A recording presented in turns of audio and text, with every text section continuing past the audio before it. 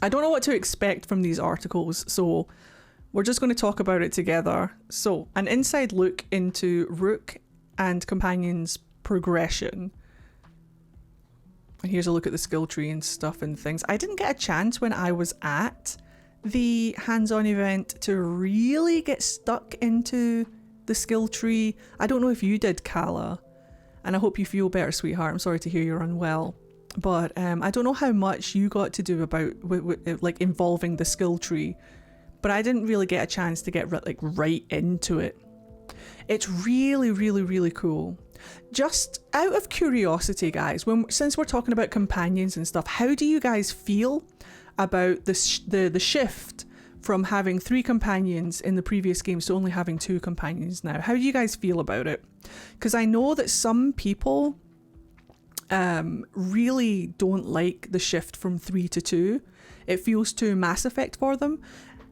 Annoyed, but I think I'll go over it. That's fair. I don't mind one bit. That's cool. I'm kind of bummed, but I'll manage. Can I ask, and I mean this genuinely, what is it that annoys you about it? Why are you bummed that there's only 2 instead of 3? Genuine question. I want to understand why people are bummed out about it. Just as like a discussion on the subject. Because for me, I'm a massive Mass Effect fan as well. It means, for me personally, it means less party banter, and it means that I have to really think about who I'm taking out with me. We're a small, highly skilled group. I want more party banter and fun dynamics with bigger groups. That's fair. I'm not sure I like it, but it's no big deal. That's fair. Nervous because I'm worried about a balanced party, but I'm willing to wait and see. That's fair. I think the fact they said that the companions won't always be willing to go with you, so you have to change the party up. Yeah, I'm more bummed that we don't have direct control of them versus how many we get. I agree with that, actually. One of my favourite things about Inquisition is swapping characters if I need to, and placing them in different positions, like literal chess pieces on a board. Like if I want Solus to go over there and flank, I can't do that so much, I don't think, in this, but it's just Mass Effect rules, really. It kind of is. So I can understand why people might be bummed about that. Even in Mass Effect, you can place Garrus, for example, wherever you want. You can like hit a button and he'll go over to where you position him, but then he's pretty much just free roam. That's what Veilguard felt like as well. That the companions just pretty much go where they want to go. And I can understand why that might be frustrating to people, especially if you do what I do in Inquisition, where you like to micromanage your companions. Hopefully it won't be too much of an issue, but when I was playing the hands-on, I did kind of wish that I could go over to my companions a couple of times. I didn't know where they were half the time, so it just felt like it was just me. Sometimes though, but I've only played 2 minutes of the game, so we'll see how it goes, but that was a concern for me as well. So I loved the micromanaging. It was one of the things that I like. Can you adjust the AI fight styles like you could in Inquisition? I don't know. We'll have a look at accessibility in just a minute and see if it comes up in there. Again, I pretty much just played with what I was given with at the hands-on, so I don't have too much in-depth knowledge. Kala, if you know anything about it, then please hit us up in chat. But as far as I could see, I don't know how to answer that question is my answer. I use a keyboard and mouse to play. Yeah, Kala doesn't know either. It's just something that we're going to all discover together when we all play the game, unfortunately. I use exclusively mouse and keyboard. I don't use controller. So, we'll see how it goes. So, hello everybody, it's September already. This was in September, holy crap.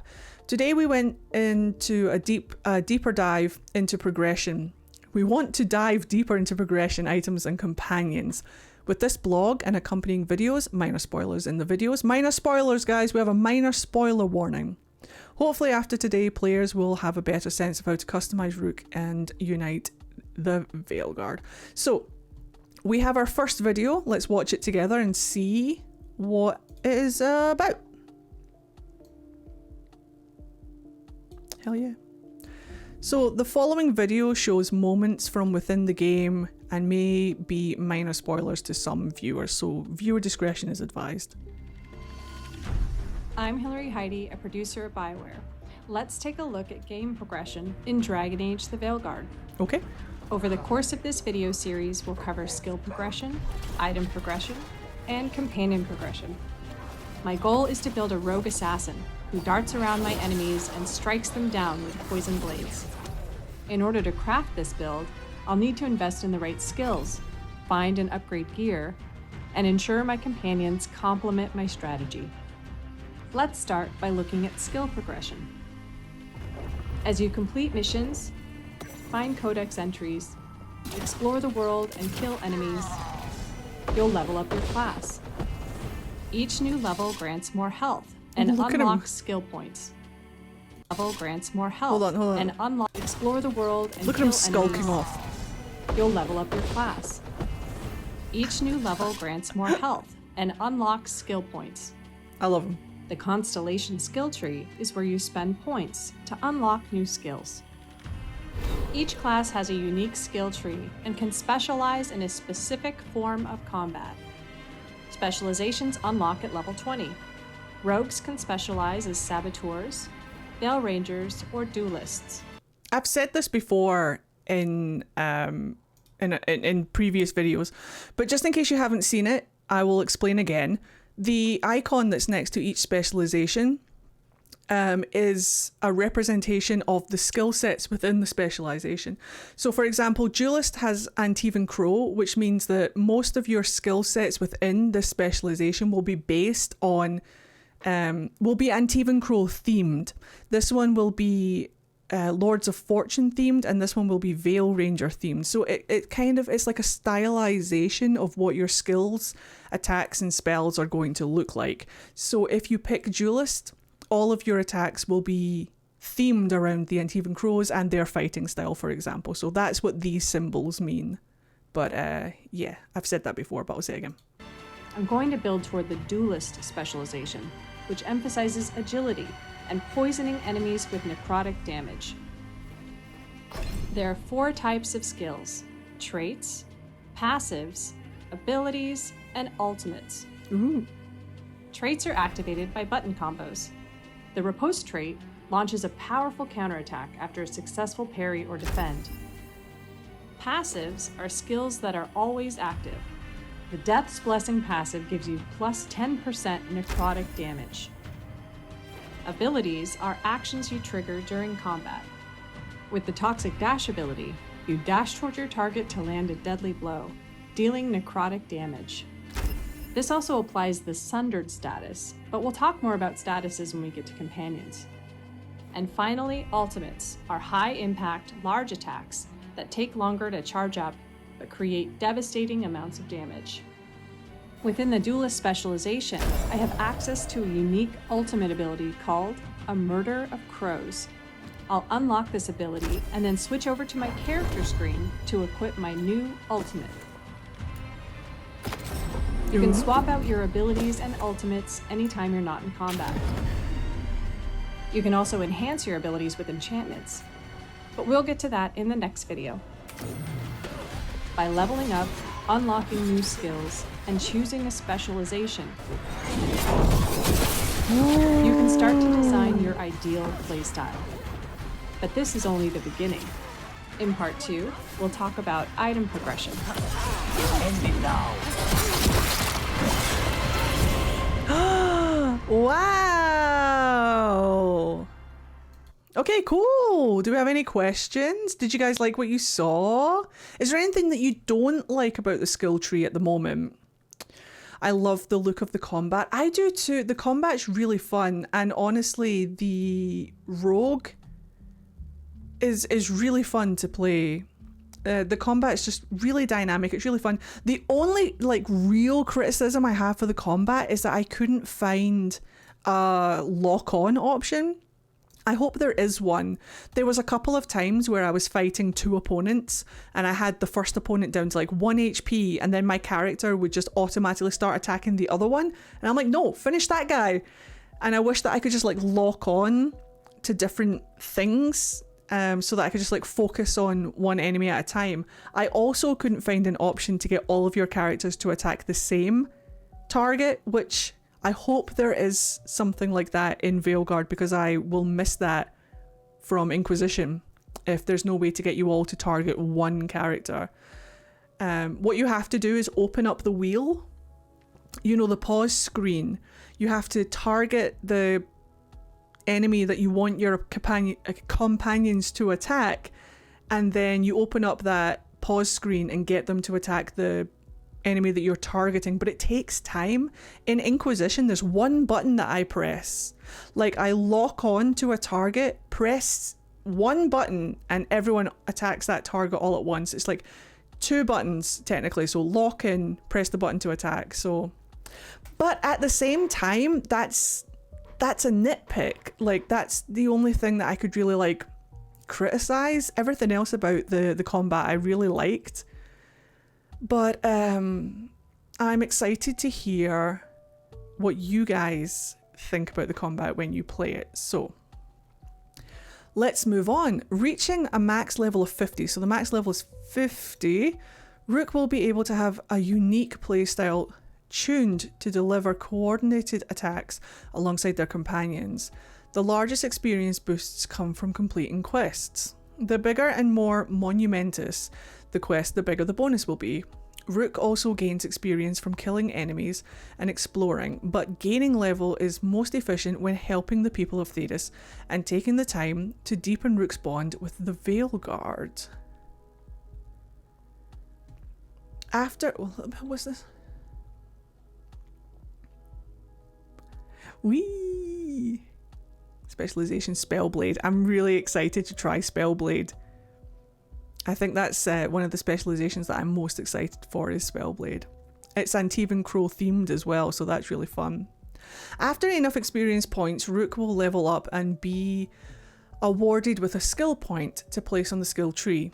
The Constellation skill tree lays out all the possible areas of growth, with the types of skills denoted by the shape. Large circle is class, core skills and weapon proficiencies.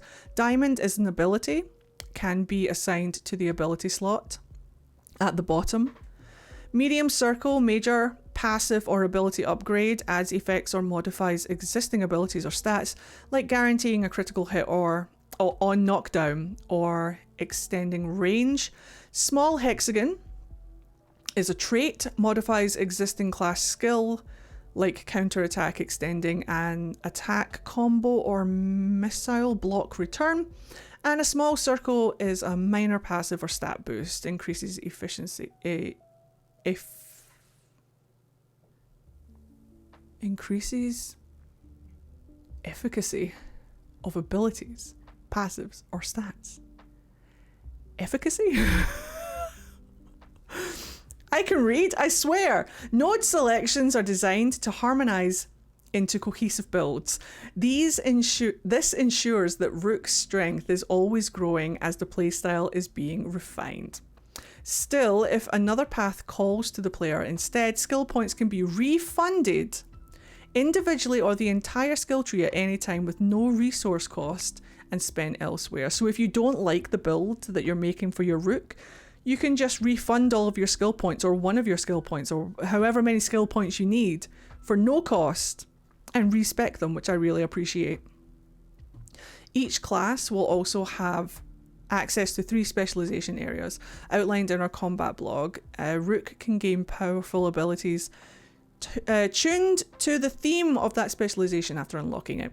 While the specialization areas are themed by faction, they are not restricted to a Rook of that faction. So like, you don't have to be an Antivan Crow to unlock Spellblade, for example.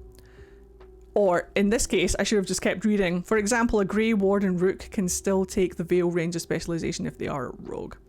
So we have another video we're going to watch. It's on item progression. Let's do it.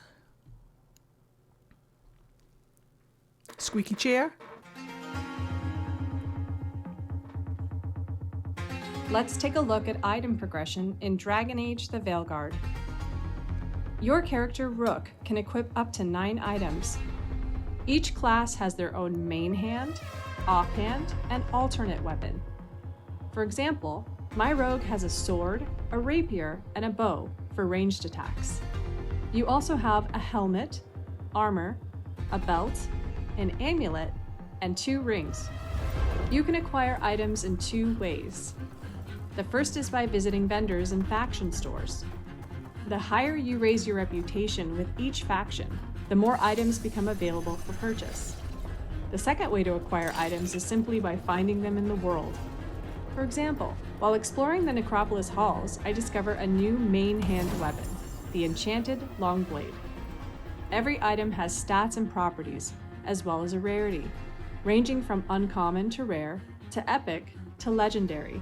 This uncommon item has high physical damage and stagger stats, along with a property that deals plus 20% final attack damage, making the final blow and attack chains more powerful, perfect for my melee-focused assassin build.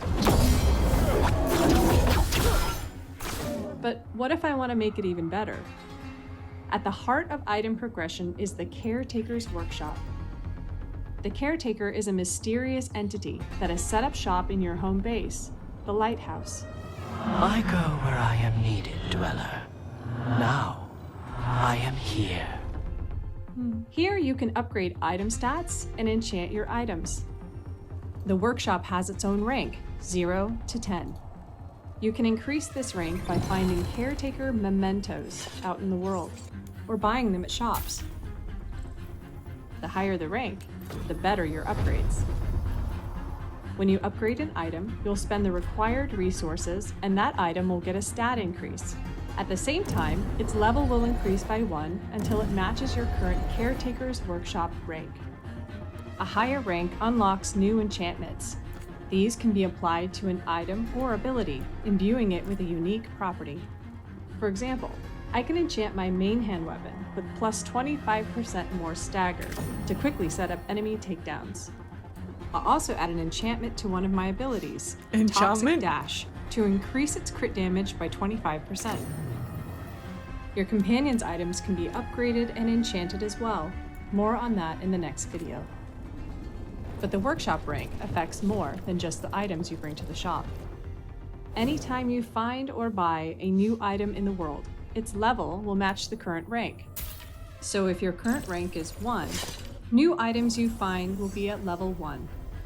But if your current rank is 5, new items will be at level 5. And if you find or purchase a duplicate of an item you already own, 2 things happen. Prepare yourselves. First, the level of your existing item will jump up to match the Caretaker's Workshop rank, increasing its stats.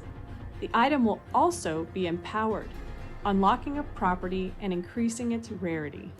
Buying a duplicate of my offhand weapon, the Duelist Blade, bumps up the blade's stats, unlocks a property that applies necrosis to enemies I hit with riposte, and changes its rarity from uncommon to rare. So it's a good idea to keep leveling up your Caretaker's Workshop, because the higher its rank, the better your items will be, whether you're upgrading them at the workshop or finding them out in the world. Another item type you can find or buy are runes. Each rune provides a passive bonus to your build, as well as an active bonus you can trigger. Up to 3 runes can be slotted into Rook's Lyrium Dagger. I'll slot in this Scorch rune, which allows my otherwise necrotic-focused build to deal out fire damage. But skills, items, and upgrades aren't the only elements of creating your build, because in the Veilguard, you're not fighting alone. Nice hit! In part 3, we'll talk about companion progression. Nice hit!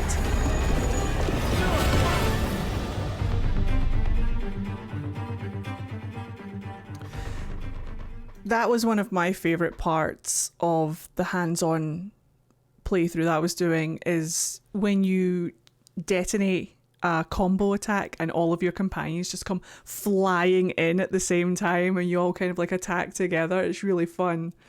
The one thing that I think is going to take a while to get used to maybe is the item level up. So like the game is like encouraging you to buy duplicates of items because it powers them up or something. I'm going to wait and see how that plays in the game before like I talk about it too much. But yeah, keep your caretaker workshop leveled up and buy duplicates of things.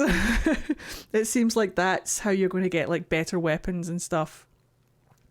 That's something I find weird. The detonation animation is kind of a lot for me. Yeah, the big kind of like rhombus in the center. It's a choice. I don't know why that was the design for it. In part 3, we'll talk about companion progression. Yeah, that big rhombus in the middle. It's kind of, I don't know why it was necessary to have that, but yeah, that's what it looks like. This big thing here, this big like diamond shape thing. That's how you know there's like a combo being detonated. But do we know if that's the only way to level up items? I think so. Like you level up your items at the caretaker's workshop and then you can buy duplicates to like bump them up. I don't know any other way to level up your items right now. I think the caretaker workshop is the main place to upgrade your items and things. It's kind of like the Undercroft of Inquisition, but I haven't seen anything on crafting yet. I don't know. There must be crafting in the game because I'm pretty sure I collected a bunch of crafting materials whilst I was playing the game, but I don't know anything about it. I haven't seen anything about it. And as a crafter, an avid crafter in Inquisition, I'd love to get my hands on the crafting system if there is one, but I just never saw it. But it seems like the caretaker is how we mostly upgrade stuff. That and the factions that you meet along the way. When you go to their shops, items are going to be locked out to you until you get your relationship up with the faction higher, and then it will unlock higher level items. And then it's just like the items that you find out in the wild. So again, that's something that I'm going to wait and see until I play the game and see how it feels. But that's all I know about it right now, I'm afraid. But how cool was that guy? Where is he? Where's the guy? The Mornwatch guy? Where's the Mornwatch guy? He was really cool.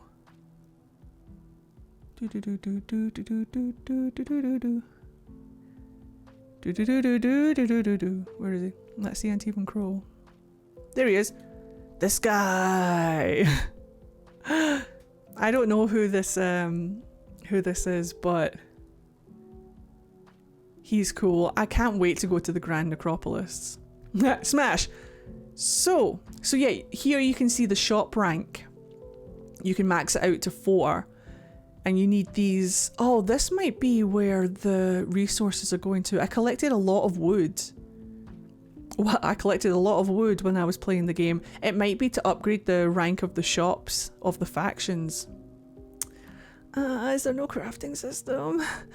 Is there no crafting? There must be a crafting system. Please tell me there's a crafting system. Please, please, please. I miss the crafting system so much. I will collect all the wood. But let's move on and see what they say. There will be a plethora of equipment to find or buy throughout Thedas, including weapons, armor, and accessories.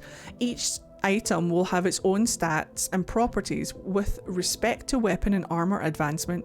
Duplicate items empower them to increase stats and unlock additional properties. So it seems like the best way to like empower, increase stats, and unlock additional properties is to buy duplicates. Or just to find duplicates. And that bumps your current weapons up in stats, which is something that we're going to have to get used to. Because I'll forget that's a thing, I'm not going to lie. But we can have multiple colour variants. We can have different colour variants, yeah.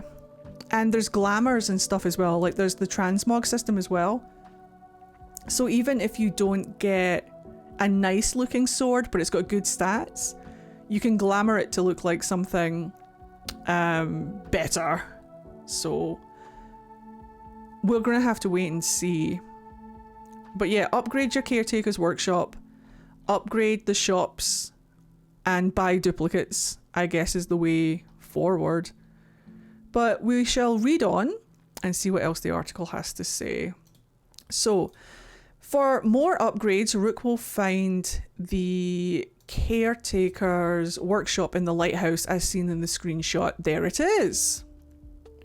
Where equipment can be upgraded and enchanted to unlock additional effects for Rook and their companions. So you can upgrade and enchant your equipment here in the caretaker's workshop in the lighthouse. Upgraded equipment will receive increased stats, which is another way to increase your stats apparently. There will be a list of basic enchantments to start with, but each time Rook upgrades the rank of the caretaker's workshop, more enchantments will become available. Each item or ability can have a single enchantment applied to it, and each enchantment can only be used on a single item or ability at a time. Rook will be aligned with a faction of the player's choosing from the beginning of the game. The chosen faction will influence the initial appearance of Rook, particularly when dressed in casual wear. So like if you choose an Antivan Crow, you're going to be an Antivan Crow casual wear. However, don't worry about getting locked into any specific style, since any visible armor can be transmogrified away to resemble another that has been collected via the wardrobe in the lighthouse. There will also be appearance-only armors such as the Blood Dragon armor. Yay! For pre-orders and casual outfits, you can find these at some merchants and they're found by exploring over time. This gives the player the ability to tailor Rook's appearance independent of tantalizing stat boosts and upgrades. That was a mouthful. I can't read! So, even if you have the ugliest armor with all of the best stats, you can transmog it into better looking armor. We're going to have glamour plates and it's going to be fantastic. But next we have, what is this? This is companion progression. All right, let's see what this video has to say. How are you guys feeling about things so far? Anything that you're not enjoying? Excuse my incredibly squeaky chair. Let's take a look at companion progression in Dragon Age The Veilguard. Each companion has their own skill tree and unique items. It's Emmerich! They can be equipped with a main hand weapon, an offhand weapon or keepsake, armor, and a trinket. Some gear, such as this Corvid cloak on Lucanus, can enhance my character's build.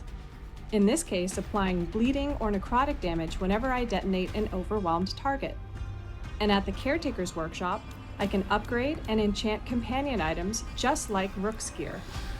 Let's upgrade Lucanus' Corvid cloak to level 5, greatly increasing its bonus ability damage, and enchant it with +1 maximum stack of necrosis. Companions also have their own skill trees, so as they level up, you can spend points to unlock skills that complement your own.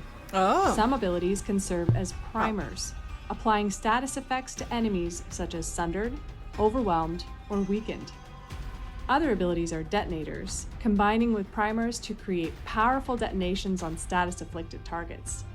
You can swap out companion abilities anytime you're not in combat, just like Rook. In some cases, you'll want to spec companions with abilities that can fill in for weak spots in your build. For example, if I know I'm going to face a horde of Darkspawn, which are resistant to my Rook's necrotic damage but weak against fire, I'll want to bring along a companion like Davrin, who has powerful fire abilities.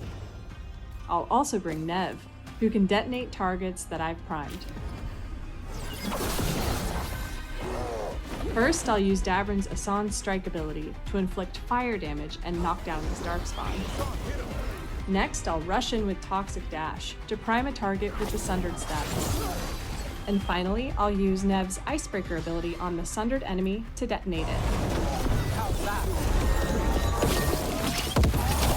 In other situations, such as this battle against the undead, I want to max out my necrotic damage potential. I can accomplish that by bringing along Lucanus, a fellow rogue whose gear and abilities increase the amount of necrotic damage I can deal out. Nice bonus.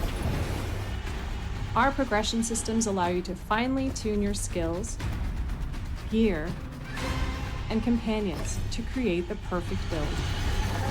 Got us in a distance.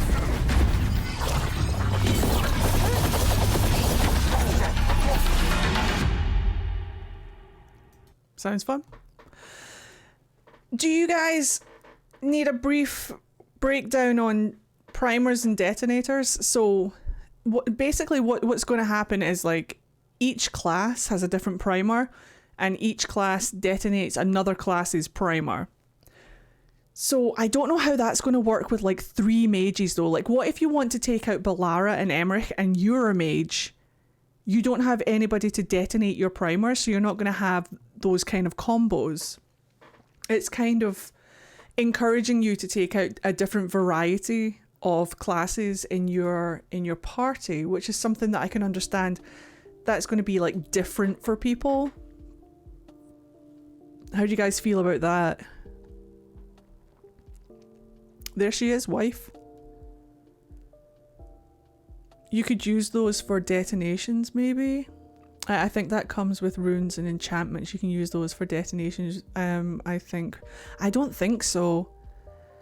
Not unless you can put a different detonator on you. It's based by class from what I saw. So like each class has 2 primers, but each class has 1 detonator. So for example, hold on, I have them written down. I will tell you what they are. I'm just scrolling, hold on. Here we go. So mages primers are weakened and overwhelmed. Rogues primers are weakened and sundered. And warrior primers are sundered and overwhelmed. So because a warrior's primers are sundered and overwhelmed, the only one left over is weakened, so that's their detonator. And the only people that can apply weakened primers are the rogues and the mages. So mages detonate sundered, which is applied by rogues and warriors, and rogues detonate overwhelmed, which is applied by mages and warriors. So if you have 3 mages out, you won't be able to detonate your own primers. You would need, because mages don't detonate weakened or overwhelmed, they detonate sundered, if that makes sense. So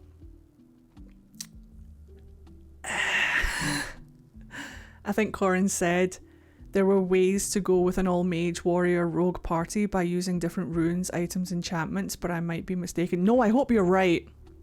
I hope that's what Corin said, because that would be great. Because what if... Wait, hold on. Mages, I just said it. Mages detonate sundered, I think. And I'm a rogue. Oh wait, that might work out. That might work out. Because I'll just take... Yeah. So mages apply weakened and overwhelmed. Rogues detonate overwhelmed.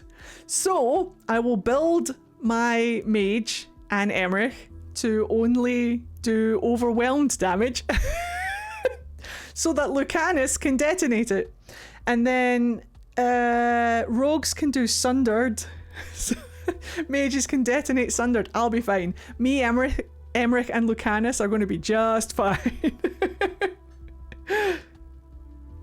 We'll make it work. That's big brain stuff. Because are you guys like me, where you usually just take out your favorite characters rather than like rotating your companions? I pretty much just like pick my favorite characters and just take them out. It's why having 3 characters, 3 companions is so convenient, because you can take out your romance partner, your favorite character, and then you've got a 3rd slot left over for rotation. Whereas now I don't have rotation. I'm going to take out my favorite character, my romance partner, and then that's it, we're done. Unless, give me a second, unless it's going to be like a companion quest, in which case you have to take them out. So then it's just going to be like Davrin and my romance partner, or like Emmerich, like it's going to be like on Nev's quest, it's going to be Nev and Lucanus. It's going to be Davrin and Lucanus. It's going to be Belara and Lucanus. It's going to be Tash and Lucanus. And then for everything else, it's going to be Lucanus and Emmerich. So replayability increases, I guess. So that's one positive way to look at it. But it will be interesting to see how it feels. You don't have to take the person with you to do their quest, though. I'm pretty sure that there are some quests where you have to take the person. So like, for example, the Battle of Weishaupt, it says that you have to take Davrin. I'm pretty sure. They meet you there. Oh! I hope so. That would be fantastic. So like I take Emmerich and Lucanus, and then Davrin just meets me there. Okay. It was in the first look thing. Yeah, but I'm pretty sure it said that Davrin has to accompany you for the Battle of Weishaupt. I'm pretty sure that's what it said. I could be wrong. But did they say a third one tags along, like you choose two and the third is whoever comes along? I hope so. I want that. I want that. Let's do it. Is there more? There is more. There's a man! A man has been sighted. Rook's companions are equally important to success as the player endeavours to save Thedas. Members of the Veilguard each have their own levels, and each level gained grants them 2 skill points. Each companion will have quests to deepen Rook's bond with them. That's something that I noticed when I was playing. They level up when your bond with them levels up. So, or when they level up, your bond increases. It's companions also gain experience through unique conversations and decisions with them. So yeah, each companion will have a quest to deepen Rook's bond with them, and this is one of the main ways for you to gain experience. These quests and bonds are not limited to romantic interests. Platonic friendships are just as important and in focus in Dragon Age The Veilguard. So it's not even just like for your romance options, it's for everyone. So as you guys bond increases, they get stronger, which is cute. Rook will be able to take 2 companions on missions. We talked about that, and why people have criticism about that, which I think is fair. Hopefully when we start playing the game, it won't feel too bad. But I am worried about things like target options, moving your companions, and it'll be good to properly spend time with the combat and see how that affects only having like 2 companions. Each companion has their own set of gear to manage, which can be upgraded and enchanted at the Caretaker's workshop. Companions also have primer and detonator abilities. This is pretty much what I just talked about, and with the primers and the things. So let's go into. Oh, that's all of the videos together. Fantastic. Oh, we did it, guys. We pretty much just talked about this. So how are you guys feeling? I thought there was another video, but it's just all the parts we just watched in one video. So how do you guys feel about that? Are you guys, do you guys have any criticism about things so far? Like, how do you guys feel about there potentially not being crafting, or potentially like the only way to upgrade your stats is by upgrading shops and the Caretaker's workshop and buying duplicates and stuff? Like, how do you guys feel about that? Just out of curiosity. There is crafting! Yes! I haven't seen anything about crafting yet, Kala. Where is it? Show me the craft! I think it'll be fun. I enjoy collecting stuff. I do too. I didn't see anything. Hello, Genie Love. I didn't see anything about crafting whilst I had my time with the game. Where is it? I want to see a showcase on crafting. I think it'll be really nice. It rewards my loot goblin abilities. Yes, that's what I feel about it. Is crafting in the room with us? Is it? Is there a crafting room? Or is it through the Caretaker? Where is it? I need a showcase on crafting. It feels like a game I can more easily 100% than Inquisition, which feeds my dopamine deprived heart. Yes, I picked up mats while I played, and Corin said there's crafting, though it is different than Inquisition. Yeah, a lot of the mats go into upgrading shops and stuff though, and upgrading gear. So I don't know if it's like fully crafting. Like I haven't seen anything where it's just like make a new set of armor. So it'll be really good to see if they do that. I'll miss it if it's not in Veilguard, honestly, because it's one of my favorite things about Inquisition. It's just crafting new armor and getting schematics and things and stuff. So that'll be interesting to see. But again, I'll wait until the game is out and I've had a more in-depth look, more time to kind of like explore it and see what it's like.